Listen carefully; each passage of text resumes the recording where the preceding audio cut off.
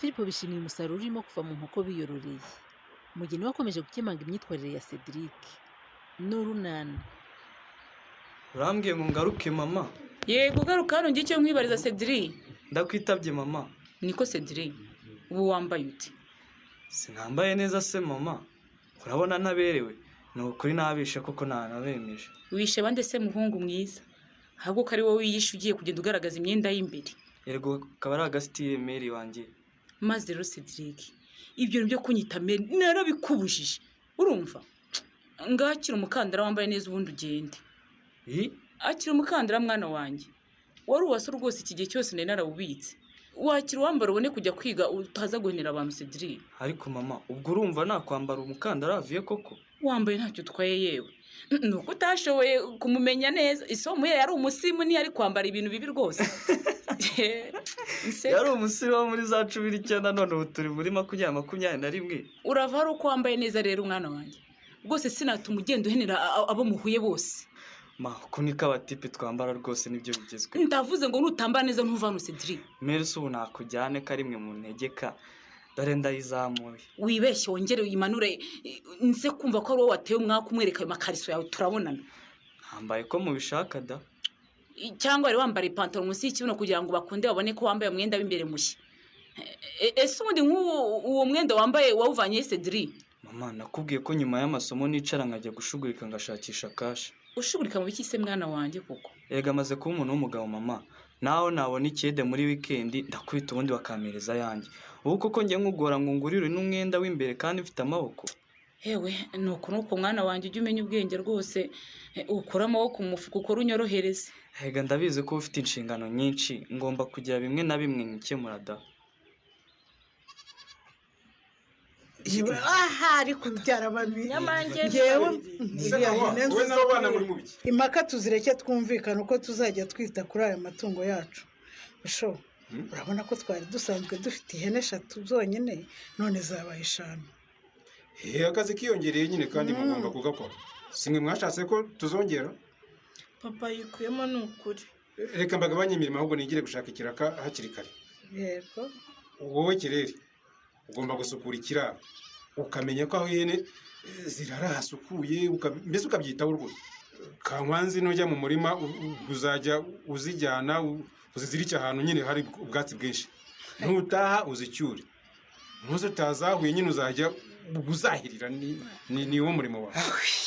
Ngize amahirwe akazi kose karangije ntako mu mpaye. Aho ba utinya gukora rwose ndakubonye. Naho ugomba kujya uva ku ishuri wihuta ukaziragira. Wowe na nyoko mbese numukujya mujya ibihe byo kuzishakira bizitunga. Ndagushimiye cyane busho. Uri umugabo mwiza wita ku muryango wawe.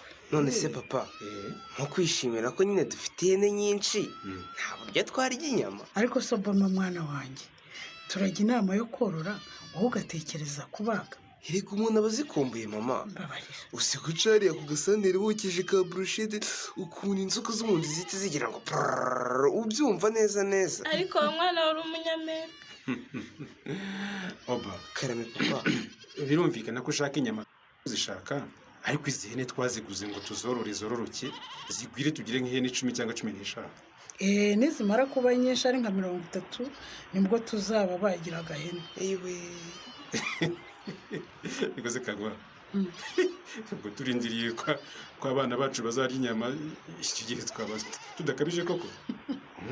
Aho kuko zizajya zigenda zinyine zigwira dushobora kuzajya tugurisha imwe muri zo tukikenura. Nako kavuga nyine tukakagura. Sibyo bana ba? Reba sheri, reba umusaruro w'inkoko zacu.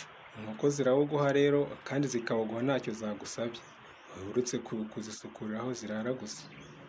Zizinduka kare zijya kwitoragurira iyo hose zikanarya ibisigazwa by'ibiryo bivuye ku masahani bogeje. Ubundi zigatera tukabona amagi. Ubwo rero nanjye ndishimye kuko wishimiye umusaruro uvuye mu nkoko zacu de. Ahubwo nungutse igitekerezo Fili. Ndakumva mugore mwiza. Urabona ko aya magi ari menshi kandi ntitwayarya buri munsi.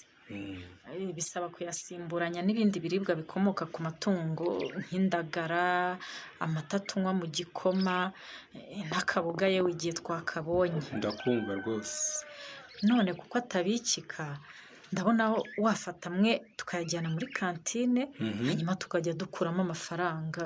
ariko rero nta n'ikibazo pe, n'ubundi atinze buriya yapfa, kandi amagi atogosheje ari mu biribwa rwose hariya byihuta cyane hariya muri kantine yacu. ahubwo mpise nunguka n'ikindi gitekerezo Fili.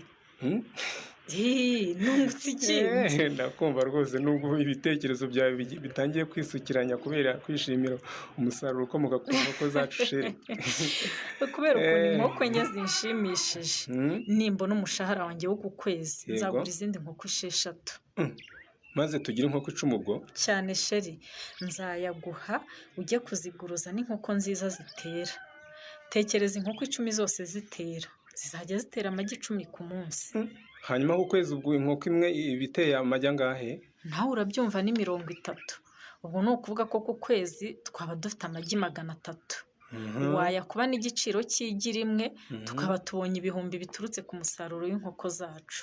havutabara amafaranga ukibagirwa intego yatumye tworora bude.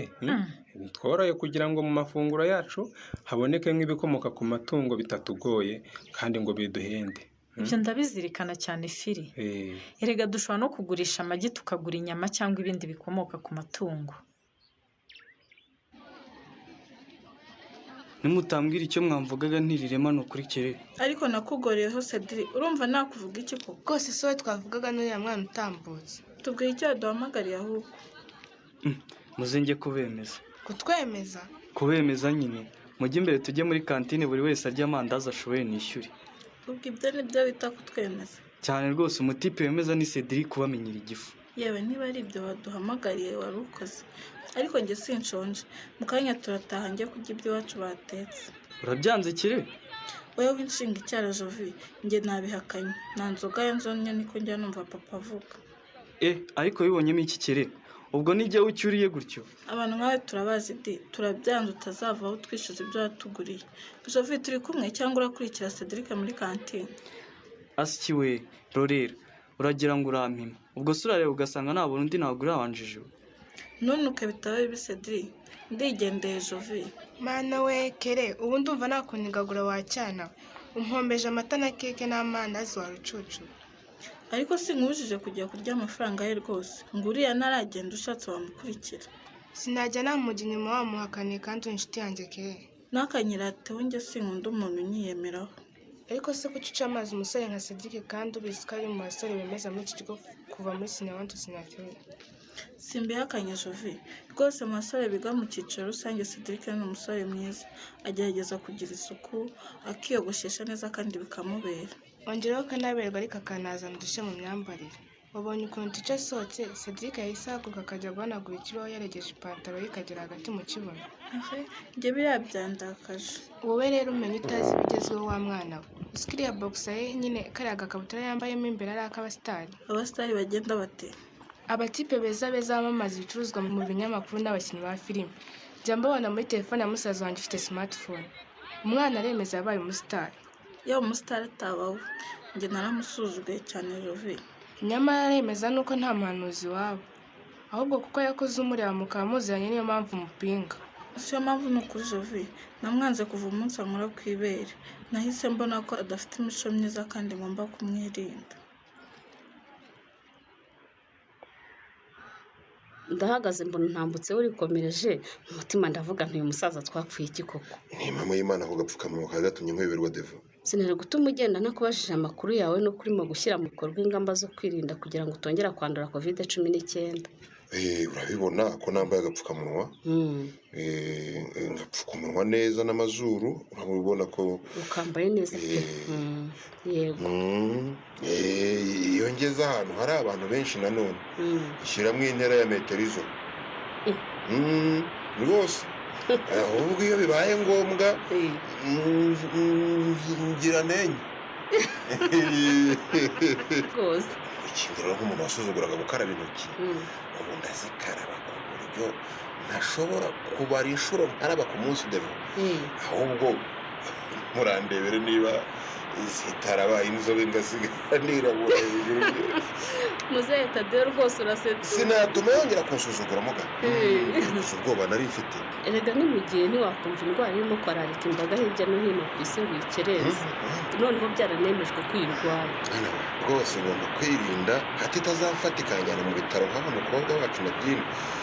Ese nta makuru ye? Amakuru ye turayakurikirana umunsi ku wundi. Amezi atasinyabusa ko mperuka bavuga ngo ararembye ku buryo adashobora no guhumeka ngo mumuha niba ari imashini niba ari ibiki ngo bimusunikire. Nibyo kuko byageze aho bimunanira biba ngombwa ko bamushyiraho imashini imufasha guhumeka ariko ubu yarorohewe.